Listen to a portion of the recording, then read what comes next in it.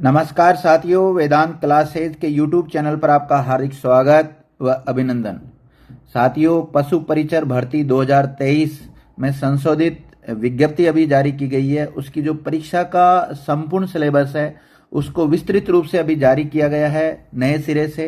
तो देख लीजिए कौन कौन से विषय को इसमें समाहित किया गया है, कौन से विषय में से कौन कौन से टॉपिक आने वाले हैं। क्योंकि पहले जब ये विज्ञप्ति जारी हुई थी, जब स्पष्ट रूप से इस सिलेबस को व्याख्या नहीं की गई थी, लेकिन अभी इसकी जो संशोधित विज्ञप्ति जारी हुई है इसमें बिल्कुल स्पष्ट बताया गया है कि कौन से सब्जेक्ट से कितने पर्सन आने वाले हैं या कौन कौन से टॉपिक से पर्सन आने वाले हैं।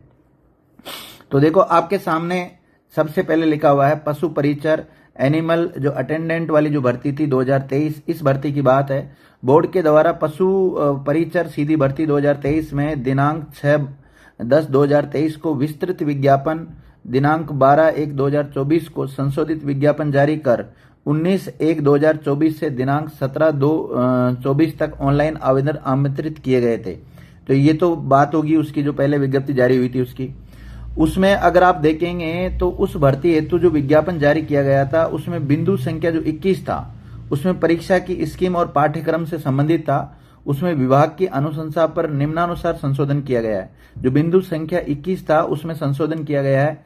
संशोधन क्या किया गया है कि परीक्षा की स्कीम, पशु परिचर के पदों पर भर्ती हेतु परीक्षा की स्कीम निम्न प्रकार है कि जो प्रश्नों की संख्या होगी, पेपर जो होगा उसमें उनकी संख्या होगी विद्यार्थियों 150, मतलब 150 क्वेश्चन आने वाले हैं और प्रत्येक क्वेश्चन 1 नंबर का है, अर्थात अंकों की संख्या भी कितना है, 150 ही है।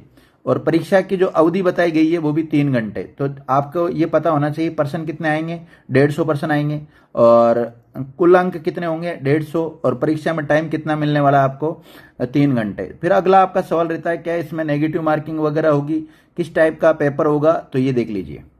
नोट डाल के लिखा हुआ है कि पाठ्यक्रम के अनुसार समान अंक वाले बहुविकल्पीय यानी कि ऑब्जेक्टिव टाइप के पर्सन आएंगे और 150 पर्सन आएंगे। इसका प्रत्येक का 1 नंबर होगा, 150 अंक होंगे, ये बात मैंने यही बता दी आपको। और प्रत्येक सही उत्तर के लिए अधिकतम 1 अंक देय होगा। कितने अंक मिलेंगे, एक सही राइट क्वेश्चन करोगे तो 1 मिलेगा और प्रत्येक गलत उत्तर के लिए 1/4 अंक काटा जाएगा, यानी कि 1/4 नेगेटिव मार्किंग है। कितना है, 1/4 नेगेटिव मार्किंग है। और प्रश्न पत्र में न्यूनतम 40% अंक लाना अनिवार्य है। कितना, 40% अंक आना जरूरी है। परीक्षा का मानक स्तर क्या होगा, सेकेंडरी लेवल का होगा, 10th लेवल का विद्यार्थियों। अब जो इसका सिलेबस है, पाठ्यक्रम, उसको जानते हैं। ये लिखा हुआ है प्रश्नों की संख्या 150 है और पूर्णांक संख्या 150 है और भारांक 100%।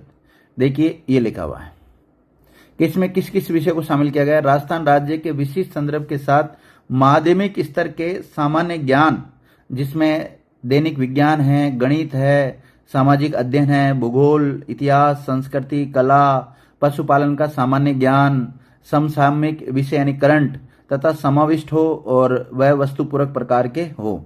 आगे देखो, सबसे पहले इसमें देखते हैं भूगोल के कौन कौन से चैप्टरों को लिया गया है। तो भूगोल के जो चैप्टर है वो है राजस्थान की स्थिति और विस्तार है, भौतिक स्वरूप एवं भौतिक विभाजन है, प्राकृतिक वनस्पतियां हैं, वन संरक्षण, जलवायु, जल संसाधन, अपवा तंत्र, झीलें, प्रमुख सिंचाई परियोजनाएं, जनसंख्या भी है, उसका आकार, वृद्धि, वितरण, घनत्व, साक्षरता है, परिवहन है, राष्ट्रीय मार्ग है। ये सब राजस्थान ज्योग्राफी के सवाल आने वाले हैं इसमें।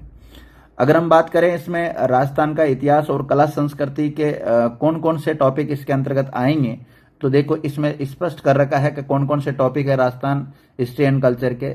ऐतिहासिक घटनाएं हैं, स्वतंत्रता आंदोलन है, एकीकरण है, महत्वपूर्ण व्यक्तित्व है, भाषा एवं साहित्य है, संस्कृति एवं सामाजिक जीवन है, वेशभूषा, वाद्य यंत्र, लोक देवता, लोक साहित्य, बोलियां, मेले, त्योहार, आभूषण, लोक कलाएं, वास्तुकला, लोक संगीत, नृत्य, रंगमंच, पर्यटन स्थल, स्मारक, ऐतिहासिक सांस्कृतिक दृष्टि से जो हस्तियां, इन सबको इसमें शामिल किया गया है। और जो जनरल साइंस है, सामान्य विज्ञान है, उसमें कौन कौन से टॉपिकों को शामिल किया गया है तो उनको भी देख लीजिए आप। भौतिक एवं रासायनिक परिवर्तन को, धातु एवं अधातु प्रमुख यौगिक, प्रकाश का परावर्तन और उसके नियम, आनुवंशिकी से संबंधित सामान्य शब्दावलियां, मानव शरीर संरचना, अंग तंत्र वगैरह इसमें, और प्रमुख मानव रोग कारक व निदान, अपशिष्ट प्रबंधन, ये सब इसमें शामिल किए गए हैं। इसी प्रकार जो समसामयिक घटनाएं हैं करंट में, जैसे खेल से संबंधित, राजनीति से संबंधित, अर्थव्यवस्थाओं से संबंधित, सामाजिक, भौगोलिक, सांस्कृतिक, परिस्थितिकी संबंधी, तकनीकी क्षेत्र से संबंधित मुद्दे इत्यादि इसमें शामिल है। राज्य एवं राष्ट्रीय स्तर के मुद्दे इसमें शामिल है, प्रसिद्ध व्यक्तित्व इसमें शामिल है, राज्य राष्ट्रीय कार्यक्रम एवं नीतियां, ये सब इसमें शामिल है। और अगर बात करें हम गणित के कौन कौन से टॉपिकों को शामिल किया गया मैथ्स के, तो मैथ्स के इसमें जैसे महत्तम, समापवर्तम, जो एचसीएम एलसीएम वाले जो टॉपिक है वो इनको शामिल किया गया है। लघुत्तम, समावर्तन इसको किया गया। औसत, लाभ हानि है विद्यार्थियों, लॉस प्रॉफिट जो है इसको भी शामिल किया गया है। परसेंटेज को इसमें शामिल किया गया है। सिंपल इंटरेस्ट, साधारण ब्याज को शामिल किया गया है। कंपाउंड इंटरेस्ट, चक्रवृद्धि ब्याज को इसमें शामिल किया गया है। रेशियो एंड प्रोपोर्शन को इसमें अनुपात और समानुपात वाला जो चैप्टर होता है उसको भी शामिल किया गया है। अब पशुपालन से संबंधित भी इसमें क्वेश्चन आएंगे विद्यार्थियों। तो पशुपालन से संबंधित जो क्वेश्चन आएंगे, देखो इसमें ये बता देता हूँ कौन कौन से टॉपिक है इसमें मुख्य रूप से। तो इसमें टॉपिक रहने वाले हैं आपके जंतुओं में जनन से संबंधित, पाचन से संबंधित, श्वसन से संबंधित, और प्रमुख रोग, उनकी विशेषताएं, आवास, संरक्षण किस प्रकार किया जाता है, उनसे रिलेटेड प्रश्न आएंगे। पशु उत्पादकों का पोषक मान, पशु कृषि, कुक्कुट पालन इत्यादि इनसे आएगा। आधुनिक विश्व में चरवाहे जो है वहां से प्रश्न आने की संभावना है। इसके अलावा वन्य प्राणी से सवाल बनेगा, उनके जीवन और वन्य जीव संसाधन इत्यादि यहाँ से सवाल बनने की संभावना है। यहाँ पर ये सिलेबस जारी किया गया है डॉक्टर बीसी बधाल सचिव के द्वारा, इनके जो नीचे इनके द्वारा इन नोटिस जारी किया गया, अभी हाल ही में सिलेबस जारी किया गया विस्तृत रूप से। तो ये थी जानकारी विद्यार्थियों, आप तक जानकारी पहुंचाई, अच्छी लगी है तो अधिक से अधिक साथियों के साथ शेयर कीजिए। थैंक यू मित्रों।